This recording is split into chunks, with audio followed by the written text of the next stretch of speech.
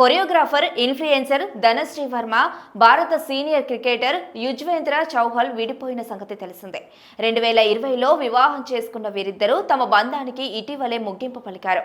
విడాకుల తర్వాత తాను చాలా విమర్శలు ఎదుర్కొన్నానని తాజాగా చౌహల్ ఓ ఇంటర్వ్యూలో వెల్లడించారు.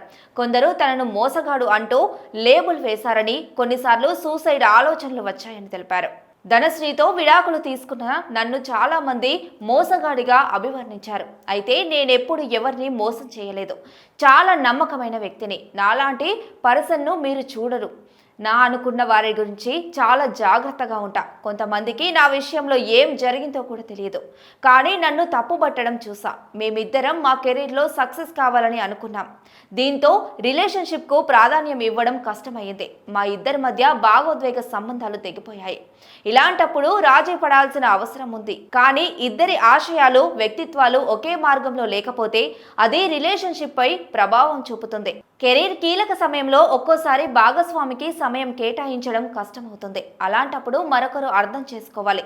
ఇద్దరు వేర్వేరు లక్ష్యాలు కలిగిన వ్యక్తులు ఒకే చోట ఉన్నప్పుడు మద్దతు ఇచ్చుకోవడం కీలకమని చౌహల్ వెల్లడించారు. నేను విడాకులు తీసుకున్నాక చాలా విమర్శలు ఎదుర్కొన్నా. మోసగాడంటూ కామెంట్లు చేశారు. మహిళలను గౌరవించడం రాదంటూ ఆరోపించారు. కానీ నాకు ఇద్దరు సోదరీమణులు ఉన్నారు. వారితో కలిసి పెరిగా. మహిళలను ఎలా గౌరవించాలనేది నాకు తెలుసు. నా తల్లిదండ్రులు ఆ సంస్కారం నేర్పించారు. అలాగే చుట్టుపక్కల వారి నుంచి చాలా విషయాలు నేర్చుకుంటూనే ఉన్నా. అయితే నా పేరును ఇతరులతో లింక్ చేసి చాలా కథనాలు రాశారు. కేవలం వారి వ్యూస్ కోసమే ఇదంతా చేశారు. నా వ్యక్తిగత జీవితం గురించి స్క్రూటీని చేసినప్పుడు తీవ్ర ఆందోళన చెందా. రోజులో కేవలం 2 గంటలే నిద్రపోయిన సందర్భాలు ఉన్నాయి. ఇలా దాదాపు 45 రోజుల పాటు కంటి మీద కునుకులేదు. క్రికెట్ నుంచి విరామం తీసుకున్నా. ఏ విషయం పైన ఏకాగ్రత పెట్టలేకపోయా. 5 నెలల పాటు తీవ్ర ఒత్తిడికి గురయ్యాను.